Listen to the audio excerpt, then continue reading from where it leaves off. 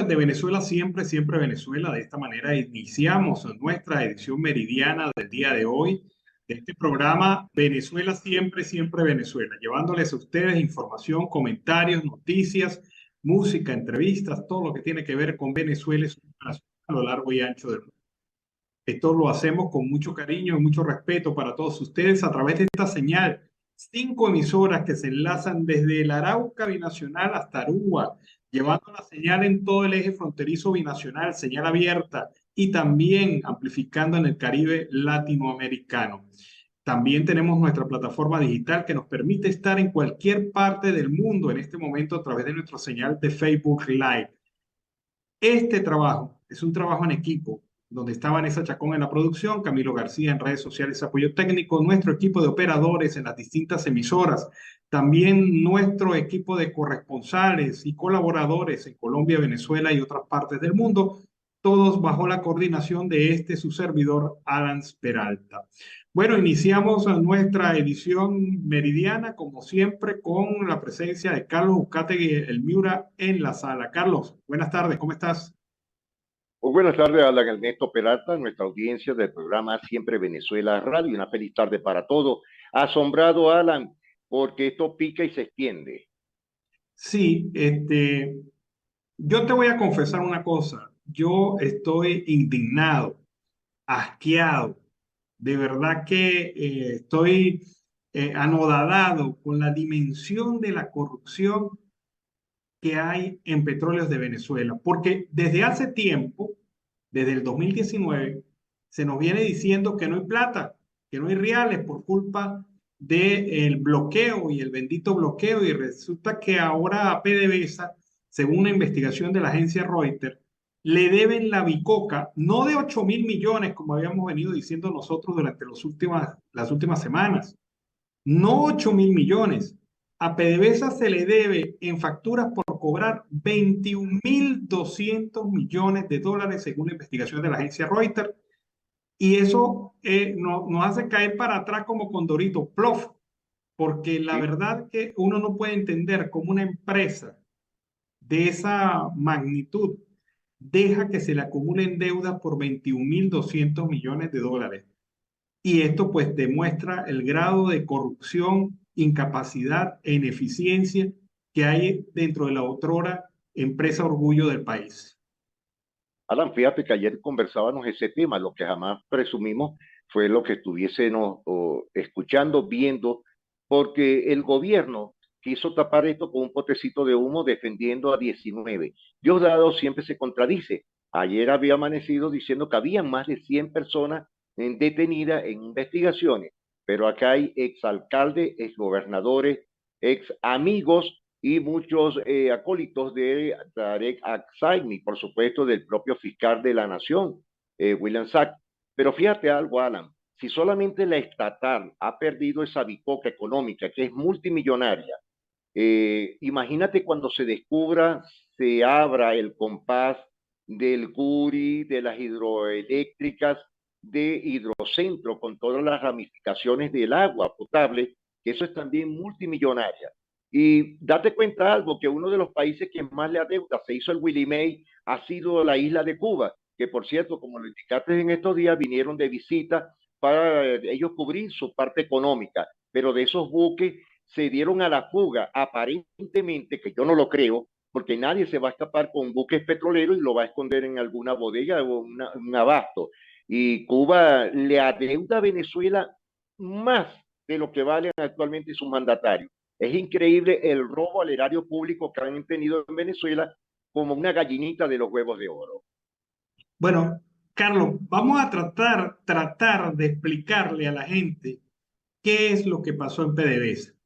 Resulta que hasta ayer teníamos el escándalo del robo con las criptomonedas de 3.000 millones de dólares en facturas que se habían cancelado a PDVSA a través de la criptomoneda y hubo un desfalco, un déficit de 3.000 millones de dólares que ha puesto en tela de juicio a el señor Ramírez, Josevi Ramírez, como superintendente de criptoactivos. Pero bueno, esa es una parte del robo. Una parte. La parte del robo central es esta.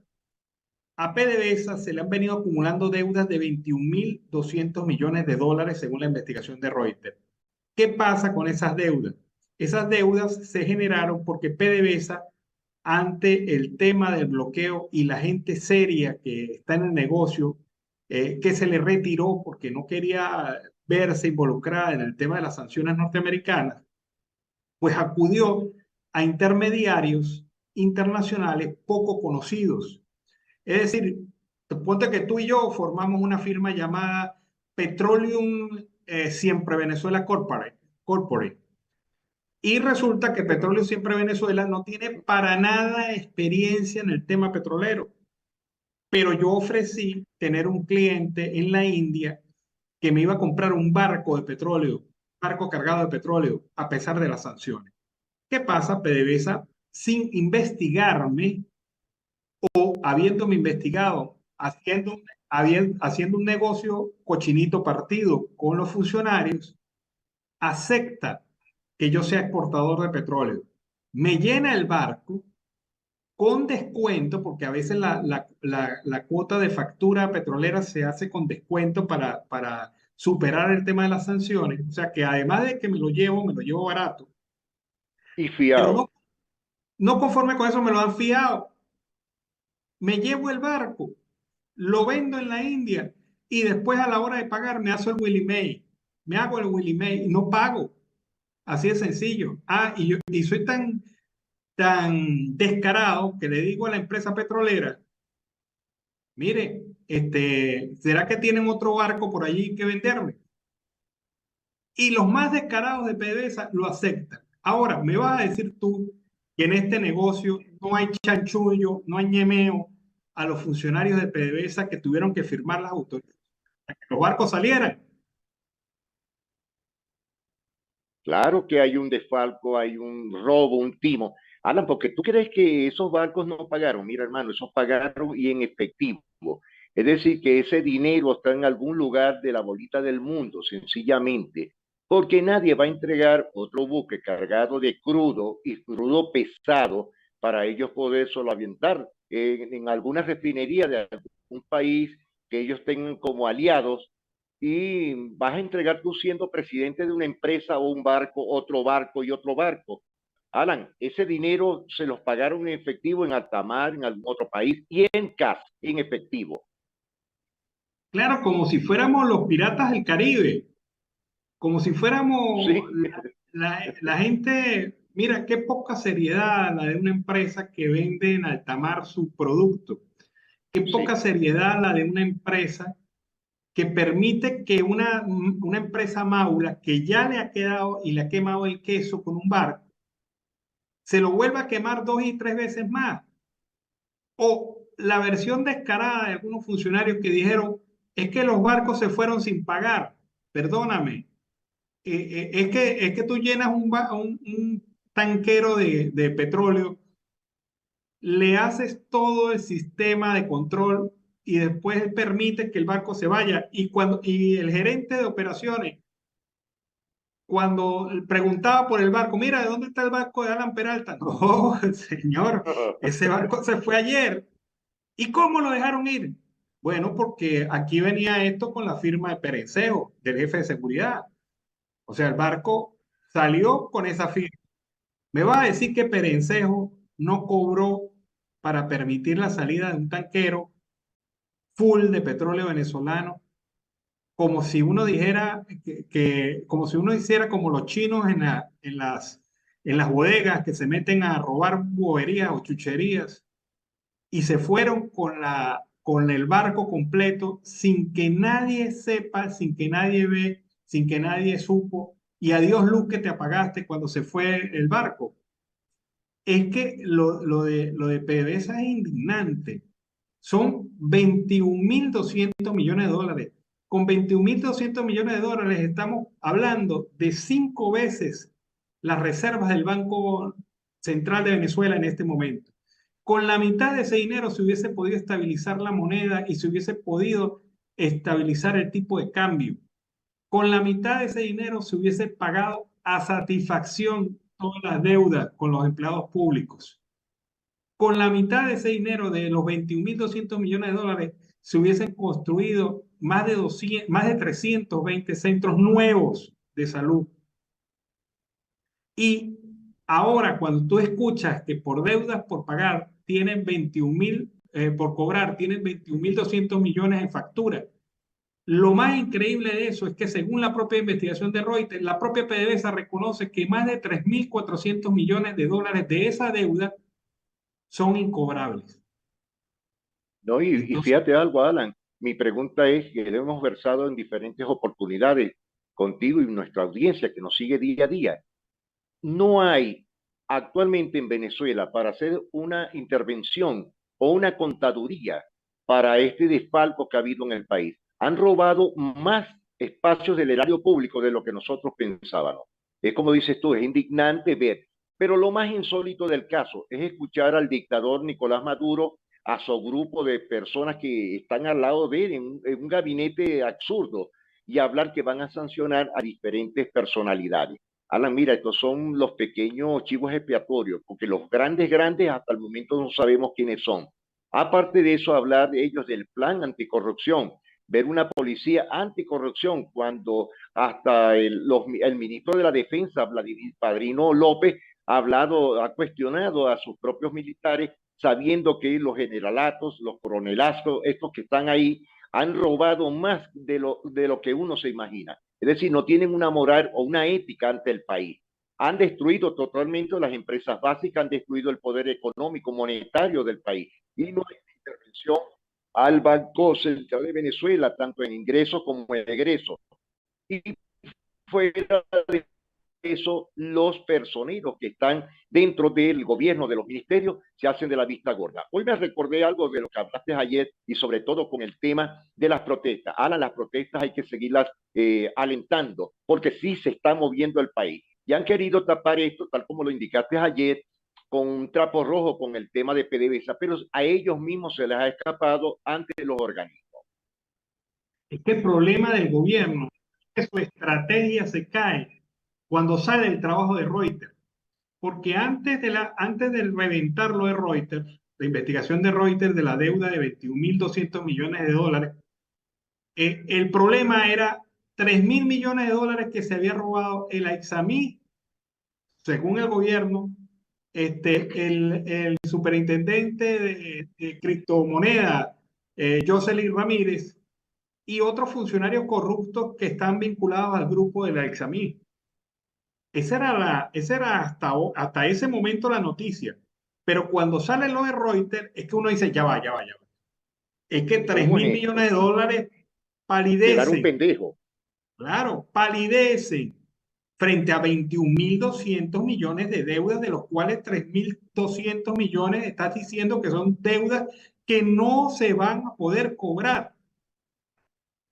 Es más, algunos operadores que aparecen supuestamente involucrados en el pago en deudas por cobrar, afirman que ellos sí pagaron, pero pagaron por mecanismo de transferencia a través de criptos o a través de dinero en efectivo que fue colocado en cuentas particulares de funcionarios de PDVSA bajo la excusa de que, como estamos bloqueados, vamos a dividir el dinero entre cuentas personales para que las cosas no se vean a instancias del mercado, de los ojos avisores de los funcionarios del Departamento de Estado norteamericano. Tremenda excusa se encontraron para llenarse. Y obviamente, pues, no hay ya con qué moral el régimen de facto puede negarle a los trabajadores de la administración pública su aumento salarial. ¿Cómo se los niega? Exacto. Es Si debes, imposible. si tienes por deudas por cobrar 21.200 millones de dólares, ¿cómo le dices a la gente, no, mire, señores, ustedes son los que se tienen que sacrificar porque el país, porque la cosa, como dijo la ministra irresponsable de Educación, No, Yelice una Santaella? sinvergüenza, Alan, eso es una sinvergüenza, porque ella es parte del gobierno, está en la parte de arriba. Y fíjate algo que tengo que decirlo, y a juicio personal, sé que vas a estar de acuerdo. Imagínate, Alan, si el presidente interino, Juan Guaidó, no avala la situación meses atrás, ya se hubieran robado el tesoro, es decir, el oro de Venezuela como reserva monetaria, Alan. Y si hubieran hecho eso de cadenitas de oro para primos, sobrinos, amantes, etcétera. ¿No? Y Citgo, ¿cómo hubiese quedado Citgo con toda esta situación? Si esto lo hicieron con PDVSA, la matriz de Citgo, ¿qué hubiese pasado con Citgo? ¿Qué no ha pasado con Citgo, por cierto? Porque Citgo la comprometieron, la sobreendeudaron, la Sí, colocaron como garantía varias veces de varios créditos que nunca llegaron a convertirse en obra pública o en recursos públicos como era la intención inicial en la firma del contrato. por supuesto. Esos Ahora, dineros también se fueron a corrupción. por supuesto que sí. Ahora, Alan, imagínate tú que hay que hacer una investigación más de fondo, sobre todo en el tema de la chatarra. Te voy a dar un ejemplo sobre el tema de las antiguas refinerías de San Lorenzo, en San Timoteo, en Ceuta, en la costa oriental del lago. Alan, destruyeron, desvalijaron, desmantelaron las antiguas refinerías. ¿Y dónde está toda esa chatarra? Al igual que en los terminales de Maracaibo, que tú lo conoces, en los terminales de la costa oriental del lago, en Maturín, en el oriente del país. Alan, han desvalijado, han despanzado totalmente lo que es la chatarra, que de chatarra no tenía absolutamente nada, porque han robado hasta más no poder. No se han llevado las chapitas de los refrescos porque no les sirve. Bueno, Carlos, pero estoy tan impresionado, estamos tan impresionados con la dimensión de la corrupción en estos temas, que eso nos desborda porque tiene corrupción, matriz de corrupción central, tienen derivados y tienen subderivados y tienen polos de corrupción. Es decir, tiene varios niveles de corrupción. El país, obviamente, no se recupera fácilmente No. de este robo descarado. Sigo Ahora, insistiendo. ¿Qué moral va a tener el régimen de facto para negarle a los trabajadores de la administración pública su aumento salarial? No son las sanciones las que han puesto a Venezuela en esto, porque aún estando bajo un sistema de sanciones, Venezuela exportó más o menos 40.000 millones de dólares en los últimos 3 años. ¿Dónde están las sanciones? El tema es que el 85% de ese dinero, el 85% de ese dinero se fue en deudas por cobrar y solamente fueron capaces de cobrar 16.000 millones de dólares, perdón, 16%, es decir, 16%. 4.700 millones de dólares fue lo único que pudieron cobrar. Y uno dice, y esto es sinvergüenza. Es más, entre los militares, entre ambientes de alto poder en Venezuela, se comentaba, y ya tú colocaste tu barco, porque así era la expresión, ya tú colocaste tu barco. Es decir, gente que no tenía experiencia, se buscaba un contacto internacional, generaban una empresa con sede en un paraíso fiscal y le colocaban la característica de exportadora e importadora de petróleo y a esas PDVSAs le daban los contratos porque eran avaladas por el general tal, por el ministro cual, por el perencejo X, por el hijo de Maduro, por la sobrina de Cilia Flores. Es decir, todos los negocios de PDVSA se hacían sin ningún soporte o investigación técnica. Y eso es lo que facilitó el esquema de corrupción que hizo que las deudas por cobrar llegaran a esos niveles astronómicos. Porque esto es astronómico, Sí, esto es totalmente. totalmente fuera de Inconmensurable. sí, inconmensurable, como dices tú. Alan, pero ahora fíjate algo, ¿no? No dejamos el tema de PDVSA, porque PDVSA está en todos los estados del país. Ahora, imagínate tú cuando se desarrolle y se investigue, se destape ese mondonguero, esa ensalada de problemas, cuando se destape el tema del arco minero, porque el arco minero trae más aún todavía que dar, coltrán, hierro, acero, diamantes, lingotes de oro, caminos verdes hasta más no poder, y por supuesto la narcotiranía está metida de lleno en este punto. Alan, esto va a traer más tela que cortar. Bueno, porque hoy no me quiero meter en esos caminos, me quiero concentrar con el tema petrolero, pero la verdad es que a Venezuela la agarraron de piñata, estos corruptos, estos Sí, ladrones, estos totalmente. sinvergüenzas. ¿Sabes qué recordaba yo cuando estaba revisando la información de la factura petrolera sin cobrar? Yo me acordaba del video que mostramos en estos días del hombre que lloraba porque su mujer se le murió en el hospital porque no había insumo. Recordaba también los niños del JM de los Ríos que han fallecido porque no hay dotación ni equipos. Los Re- equipos renales en Maracaibo, que han muerto cantidades de diarios. Recordaba a los jubilados y pensionados que se desmayan en las protestas porque no han comido o que les falta una medicina. Ellos son responsables de todas esas muertes. Ellos son responsables de todas esas situaciones de vida o de malvida que padece el venezolano. Ahora que respondan, ahora que respondan, porque la verdad verdadera es clara. Tú sabes lo que pasó con Jocelyn Ramírez y el tema de las criptomonedas. Es que se pusieron a jugar a los inversionistas, a los inversionistas. Entonces, ¿qué ocurre? Que agarraron la plata que no era de ellos, la plata de los pagos de PDVSA, y las invirtieron en el mercado cripto con la idea de ganar abundantes recursos y de esa parte reponer lo del gobierno y quedarse ellos con el beneficio.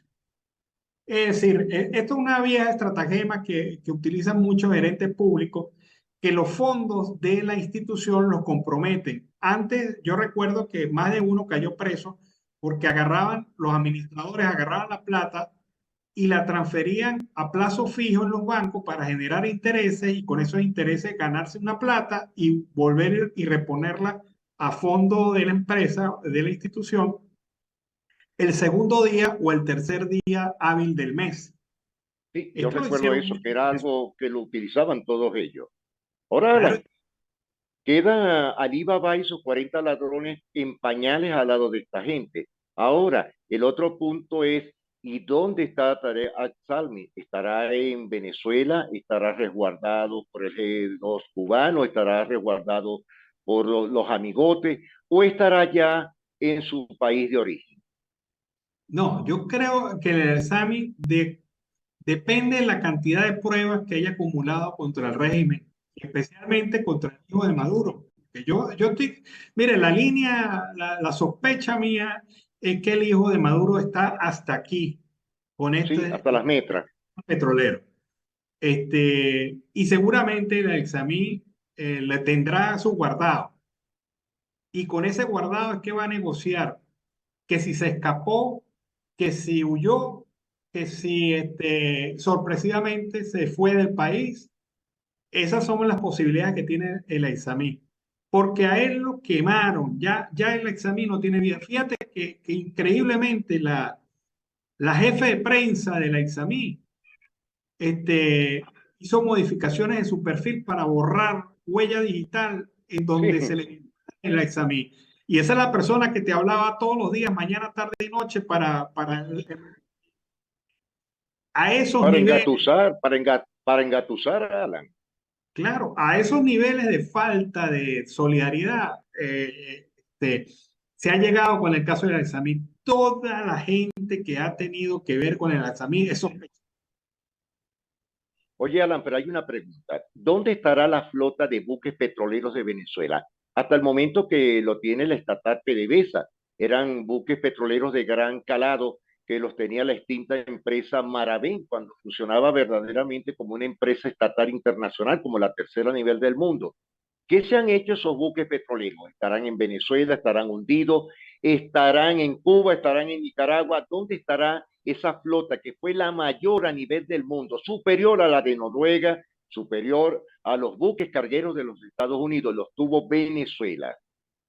Bueno, ocurre, Carlos, que ese es otro tema y tenemos que dejarlo porque Sí, ya se nos acabó el tiempo con este programa de Siempre Venezuela Meridiano. Podemos seguir hablando de eso en el vespertino, en la edición vespertina de 4 a 6 de la tarde, pero es que esto nos ha superado. Y cuando tengamos este programa ahora en la tarde, vamos a hablar no solamente del tema de los tanqueros, sino también del tema de los negocios cripto a nombre de PDVSA. Carlos, bueno, hacemos así, Alan, estaremos a las 5 de la tarde. Le deseo buen provecho a la audiencia del programa Siempre Venezuela, a ti, al equipo de producción. Hasta la tarde. Bueno, vámonos a la pausa comercial y musical del momento, pero Bueno, amigos de Venezuela Siempre, Siempre Venezuela, iniciamos el último segmento de la tarde de hoy de este programa que ha sido bastante completo. Hemos tenido muy buena receptividad por parte de ustedes, la audiencia. Seguimos acá con más información. Trabajadores petroleros del oriente del país aseguran que desde hace muchos meses han advertido a la autoridad lo que estaba pasando con la industria petrolera, pero no nos hacían caso, afirma. No nos hacían caso porque simple y llanamente éramos trabajadores y esto pues generó toda una situación difícil para nosotros que incluso pudiera rayar con la persecución, afirman. Los trabajadores dijeron que el robo de los 3.000 millones de dólares se pudo evitar. Juan Salazar, presidente del Sindicato de Trabajadores Petroleros, ratifica que es el momento de tomar en cuenta a los trabajadores. Nosotros sabemos lo que hace falta y cuáles son los puntos críticos de la industria. Hizo un llamado al nuevo ministro chavista del petróleo, Pedro Tellechea, y al presidente de facto, Nicolás Maduro, para que laboren de la mano con los trabajadores. Se robaron el dinero mientras los trabajadores estamos pasando penurias. Conocemos la industria como nadie. Es hora de que cambie el modelo y se acepte la participación obrero. Fueron las palabras del secretario ejecutivo de la Federación Venezolana de Trabajadores Petroleros de Venezuela, Raúl Parica. Señalan que si bien pesan sanciones sobre la industria petrolera, el mayor daño proviene de las redes de corrupción que han impedido la recuperación de la principal fuente de ingresos y empleos en el país.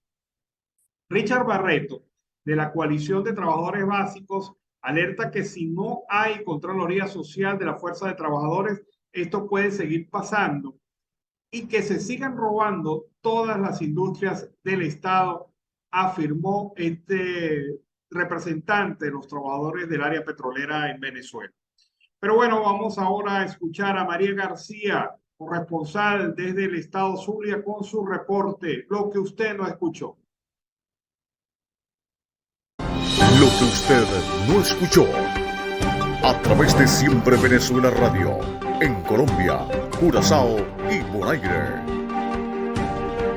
Lo que usted no escuchó con María García. Bienvenidos a una nueva emisión, hoy miércoles 22 de marzo de 2023. Jornada Nacional de Protestas en defensa del salario y pensión mínima constitucional. Acordaron para el 27 de marzo trabajadores, gremios, jubilados y pensionados de 17 estados del país. Grupo Antiextorsión y Secuestro del Departamento de Policía Guajira número 11 del Zulia y Migración Colombiana detienen en Maicao, barrio Los Olivos, a presunto sicario del ataque a tienda Samba Market. Maduro designa al ingeniero Pedro Tellechea nuevo ministro de Petróleo en sustitución de Tarek El Aizami. Simulacro de Tsunami Caribe West se realizará mañana en 10 estados de nuestro país, el cual estará a cargo del Ministerio de Interior y Justicia. Asamblea Nacional aprobó allanamiento de inmunidad parlamentaria de Hudbel Roa para continuar juicio por corrupción. Nueva fase de detenciones en escala seguirán por hechos irregulares en la filial petrolera de nuestro país, advierte el fiscal general de Venezuela. Alto comisionado de las Naciones Unidas ONU Walker Turk se pronuncia por restricciones de algunos medios de comunicación, detenciones y sanciones en Venezuela. Investigación por presuntos casos de corrupción en PDVSA se extienden hasta algunos funcionarios de la Fuerza Armada Nacional Bolivariana por violentar el ordenamiento jurídico y ético del organismo. Alejandro Arroyo, expresidente de Mineros de Guayana, también fue detenido este martes por escándalo contra fondos de PDVSA. Muerte sorpresiva del rookie Carlos Sánchez, producto de un infarto fulminante, sorprende al gremio de músicos, locutores y de la radio en el Zulia. Internacionales. Tiembla la tierra en Chile, Pakistán y Afganistán, 2.7 grados y 6.5 en la escala de Richter en ambos países del Medio Oriente. Deporte. Estados Unidos es derrotado por Japón 3-2 en el Clásico Mundial de Béisbol. Hasta aquí los titulares de lo que usted no escuchó con María García. Volveremos con una nueva emisión el próximo viernes 24 de marzo de 2023.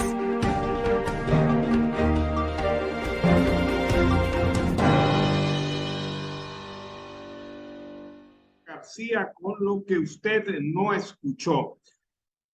Vamos a recordar un poco la historia y veamos esta apoteósica presentación del hasta hace poco todopoderoso Tarek El Aissami, presidente de Petróleos de Venezuela. Veamos.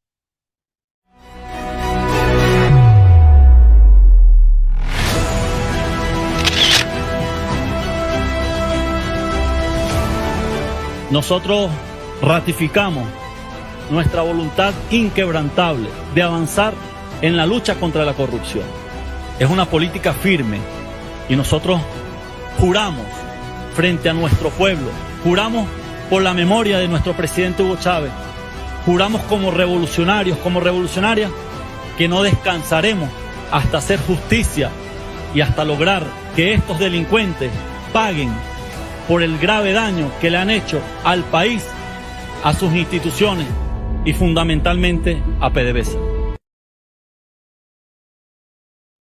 ¡Qué barbaridad! ¡Qué barbaridad! La lengua es el castigo del cuerpo. No escupas para arriba porque la saliva te cae en la cara, y es el mensaje que hoy recibe Tarek El Aissami. El defensor de derechos humanos, Olmar Ortiz, recordó que hace un año se efectuó la terrible masacre en Parimabé de indígenas venezolanos. Mientras se sigue denunciando y no hay respuesta por parte del Estado venezolano, él exige justicia a nivel internacional. Veamos. Olmar Ortiz, coordinador de Pueblos Indígenas Foro Penal, y estamos aquí en el Palacio de Naciones Unidas para lo que va a ser la actualización del informe del Alto Comisionado de Naciones Unidas sobre el caso venezolano. Podemos recordar que ayer se cumplió un año de la masacre de Parimabé, donde hasta los momentos ninguna persona ha sido imputada, y no solamente eso, que Venezuela no ha cumplido con ninguna de las recomendaciones que desde el 2019 se hacían en materia de pueblos indígenas. Es por ello que nosotros seguimos denunciando todas estas violaciones sistemáticas hacia los pueblos indígenas de Venezuela, y que lo que queremos es que se haga justicia para nuestros hermanos indígenas. Bueno, justicia. Varios indígenas fallecieron en esto y no ha habido hasta el momento sanción o castigo a los responsables de esta masacre. Seguimos aquí con más información. Bajos sueldos y ejercicio ilegal afectan a profesionales de la medicina en Venezuela. ¿Y esto por qué? Porque según las estadísticas de la Federación Venezolana de Médicos, el régimen de facto de Nicolás Maduro ha empujado la profesión médica hacia el foso, manteniendo los hospitales de muerte lenta, sin insumos, con equipos obsoletos y averiados, problemas de infraestructura, de falta de un salario digno y justo que le permita a los médicos cubrir sus necesidades básicas y la de su familia. Douglas León Natera, presidente de la Federación Médica Venezolana, afirmó que actualmente la profesión médica está de capa caída y el chavismo no ha sido capaz de garantizarle a los venezolanos y a los trabajadores del sector salud el derecho a trabajar y el derecho a la salud consagrados en la Constitución Nacional, sino que arremete contra todo aquel que porta bata blanca, y esto genera varias situaciones. También afirma León Natera que aunque se pudo superar a duras penas la crisis de la pandemia del COVID-19 en Venezuela, no se puede decir que ha resuelto la crisis del sector salud tras 2 décadas de desinversión y agresión permanente hacia el médico venezolano. Empezando por la aberración de traer personas en cantidad y calidad de médicos de origen cubano que a nadie le consta sus credenciales porque nunca cumplieron con el registro ni las normativas nacionales. Entre los médicos falsos que han detenido y la crisis de salarios, también existe en materia de salud una situación que forma parte del contexto de los médicos venezolanos, como es el abandono y la necesaria migración forzosa frente a esta realidad. Es una condición difícil la del médico venezolano, que ha tenido que ver cómo poco a poco se ha ido sustituyendo su profesión por personas que carecen de la capacidad técnica para darle atención de salud al pueblo.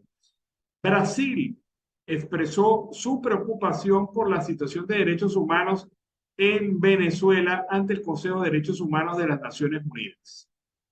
Brasil agradece al alto comisionado por el informe y comparte su preocupación por la situación de los derechos humanos en Venezuela.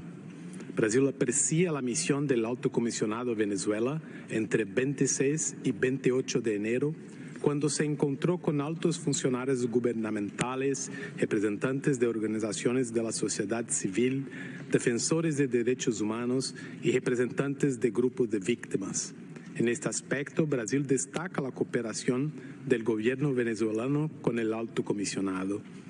Al saludar la renovación del memorando de entendimiento entre Venezuela y la oficina del alto comisionado, Brasil destaca que sigue de cerca la situación de los derechos humanos en Venezuela y reitera su disposición de cooperar con la oficina para desarrollar iniciativas conjuntas en el país. Brasil confía que el memorando podrá resultar en la profundización de la cooperación técnica, incluso con otros mecanismos del Consejo de Derechos Humanos, siempre con el reto de superar las cuestiones de derechos humanos destacadas en el informe presentado hoy y en el último examen periódico universal. Muchas gracias. Bueno, lo que más ha llamado la atención de esta intervención de Brasil, que ha sido en el Consejo de Seguridad, del Consejo de Derechos Humanos de las Naciones Unidas, una presencia importante, es que se esperaba una solidaridad automática del gobierno de Brasil con el régimen de facto. Esta solidaridad no se manifestó y por lo tanto es importante lo que ha afirmado Brasil en estas circunstancias. Por su parte, el candidato a las primarias, Juan Guaidó, se pronunció a través de su cuenta de Twitter para respaldar las protestas de los educadores que solicitan mejoras salariales. Guaidó criticó que el chavismo pueda robarse más de 3.000 millones de dólares y a los profesores solo le paguen $5 al mes. Estos valientes profesores recogen la indignación de todos.